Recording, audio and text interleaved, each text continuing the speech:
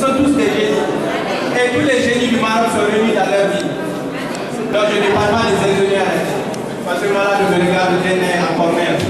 Voilà, nous allons maintenant passer, je pense bien, à l'activité principale du Sazibien de poèmes. Et nous avons parmi vous d'excellents poètes, des Victor Hugo, des Voltaire, et que ces accords. Donc, nous allons donner le micro au responsable de cette activité. Il s'agit bien de M. Oumar Touma. Veuillez applaudir, s'il vous plaît. L'heure de se réveiller a sonné. Cette heure qui jettera aux oubliés le temps affameur. Ce temps qui avait failli nous ensevelir dans la fatalité. Cependant, une chose reste sûre. Rien n'est encore tard. Rien n'est encore tard malgré ces demi-siècles de retard. Rien n'est encore tard pour détruire le brouillard à la manière du Qatar. Rien n'est encore tard. Préférons d'ores et déjà qu'on nous appelle des patriotards. Levons-nous. Nous détenons la clé du développement. Nous sommes la porte de la réussite du continent africain. Nous possédons ce déclic qui pourrait être une panacée. On y va. C'est l'heure. L'heure d'une prise de conscience à travers les connaissances. C'est l'heure. L'heure d'apprendre, de comprendre et d'entreprendre pour pouvoir se défendre. C'est l'heure. L'heure de s'engager. S'engager et engager pour amorcer la sonnette du développement. C'est l'heure. L'heure de retrousser les manches. Retrousser les manches pour apporter sa pierre à l'édification. C'est l'heure. L'heure de se lever tôt, car à force de se lever tard, le retard est garanti. Rien n'est encore tard, car nous sommes à fleur de l'âge. Le retard accusé peut se rattraper avec le courage, la persévérance, la détermination, la résolution, la ténacité et la perspicacité. Réveillons-nous. Nos richesses minières nous valent l'appellation de scandale géologique. Nos cours d'eau, celles de châteaux d'eau d'Afrique. Mais pourquoi? Pourquoi n'avançons-nous toujours pas? Pourquoi cela ne se voit-il pas dans le quotidien des Guinéens et Guinéennes? Pourquoi toujours les mêmes reportages à la manière de Fakoli? Toi, ma Guinée, de par ta situation géographique, ta richesse en ressources de toutes sortes, en ce 21e siècle, tu aurais pu être leader du développement en Afrique occidentale, leader du développement sur le continent africain. Tu aurais pu faire trembler le reste du monde. Tu aurais pu être plus forte. Oui, plus forte qu'un contrefort. Tu aurais pu t'approprier en vrai d'une force herculéenne. Ma Guinée, de par ton climat qui rime avec un paysage extraordinaire, de par ton paysage englué dans une beauté à nulle autre pareille, ne pourrais-tu d'ailleurs pas devenir la perle de ce monde? Ne pourrais-tu pas emperler ton visage avec un développement incontestable car incontesté? Ne pourrais-tu pas devenir leader de ce monde? Inéluctablement, oui. Oui, tu le peux. Tu peux quand tes enfants conjuguent le même verbe. Oui, quand ils mettent en commun leurs actions et leurs réactions. Oui, quand ils réclament cette filiation guinéenne. Alors, mes chers frères et sœurs, agissons ensemble pour une Guinée meilleure. Bâtissons ensemble une Guinée unique. Donnons-nous les mains pour une Guinée nouvelle, unie et prospère. Pour y arriver, le seul sacrifice que demande ma Guinée est travail, justice, solidarité. Merci.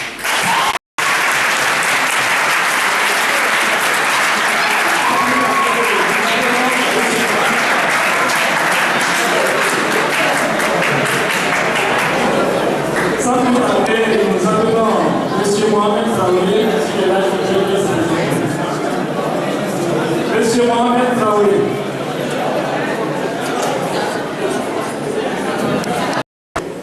Je me suis présenté à ce concours de poésie. ici. Et d'avance, ce poème est dédié à notre chère nation, la Guinée. Il est intitulé « Héritage et culture ».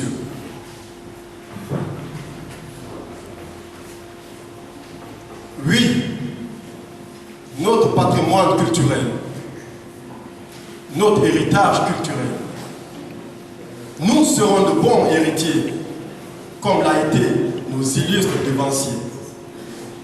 Culture, ma culture, ta culture, notre culture.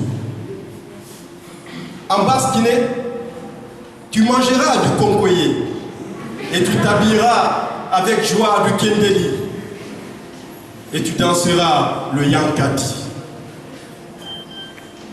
En Moyenne-Guinée, oh, quelle est mûre ma culture! Tu mangeras du lakiri au lait de vache. Tu t'habilleras avec joie du lépi et tu danseras le tout poussé. En Haute-Guinée, oh, quelle est forte ma culture! Tu mangeras du taux. Tu t'habilleras dignement du daliba et tu danseras le dundumba. En Guinée forestière, oh, quelle est riche ma culture! Tu mangeras du toboki.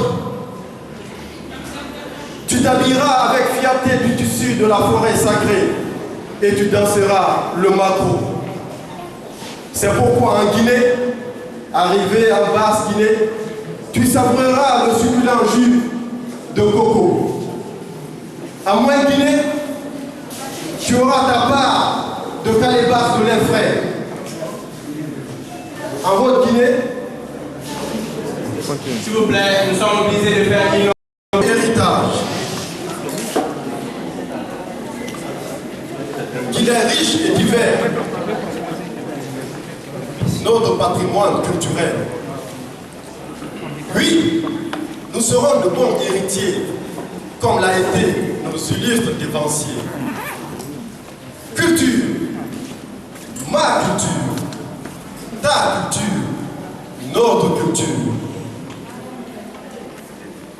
Quelle est belle ma culture! Tu mangeras du konkoyé, tu t'habilleras avec joie du kendeli et tu danseras le yankati. En Moyenne-Guinée, oh, quelle est mûre ma culture! Tu mangeras du lakiri au lait de vache. Tu t'habilleras élégamment du lépi et tu danseras le tout poussé. En Haute-Guinée, oh, quelle est forte ma culture! Tu mangeras du taux.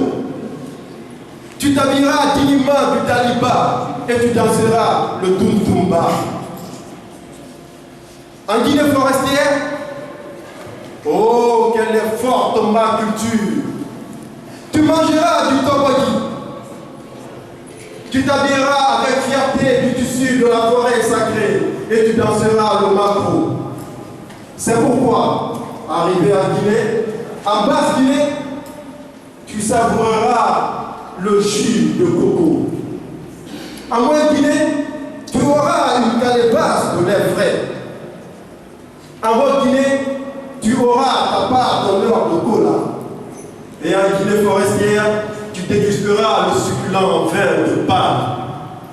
Culture, ma culture, ta culture, notre richesse commune et notre patrimoine culturel commun.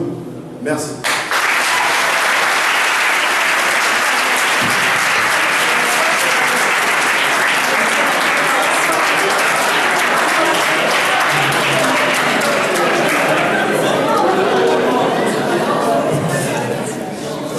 Donc, je crois que vraiment, cette séance elle est encore une fois très importante.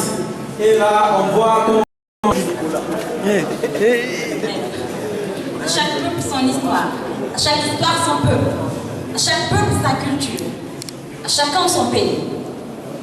du rouge, du jaune et du vert. Ça, Guinée.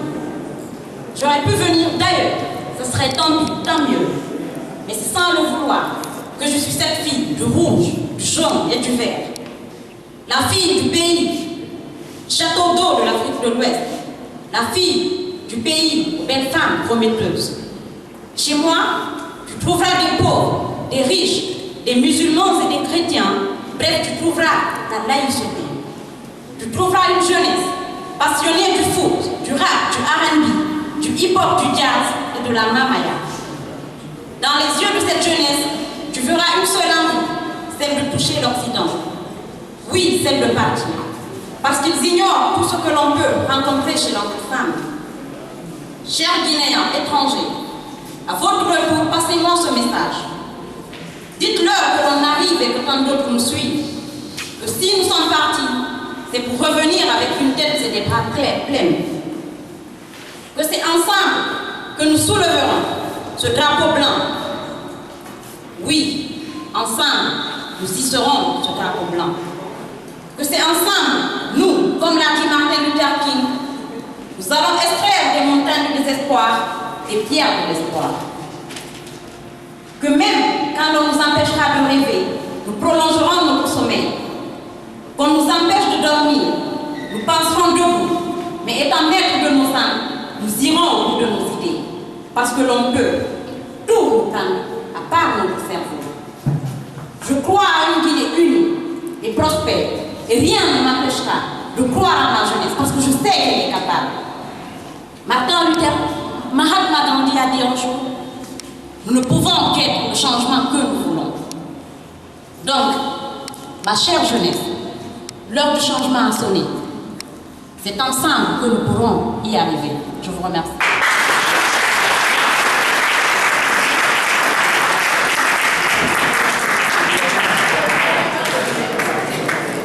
Une fois encore.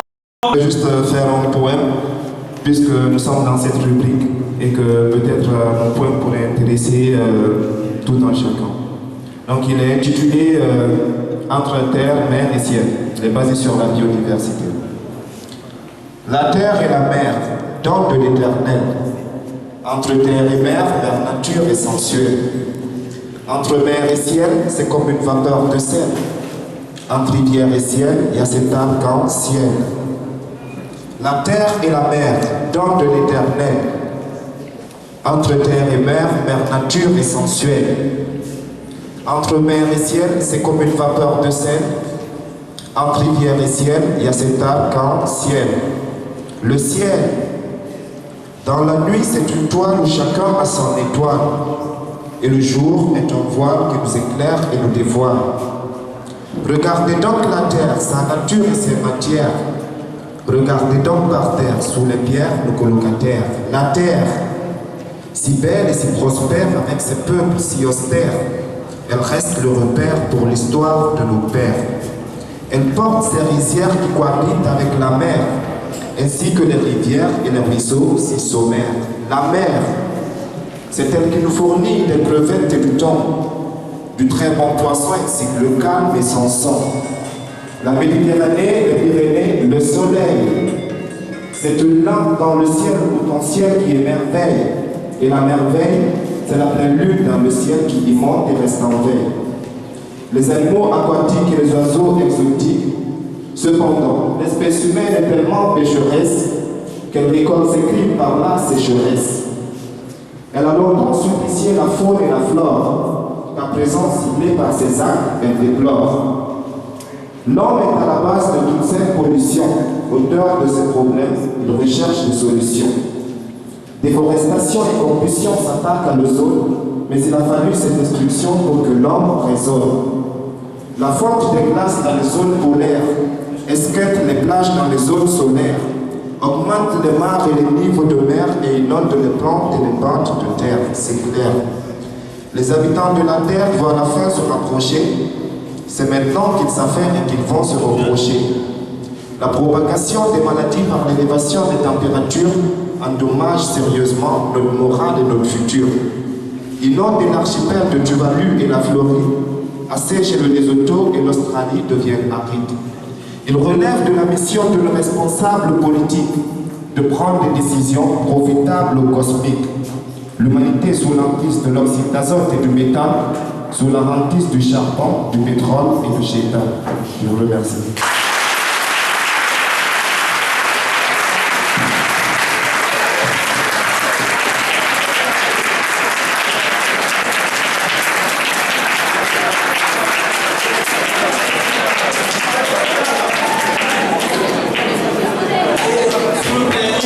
Une précision suite à ce point, il faut le dire que nous avons parmi nous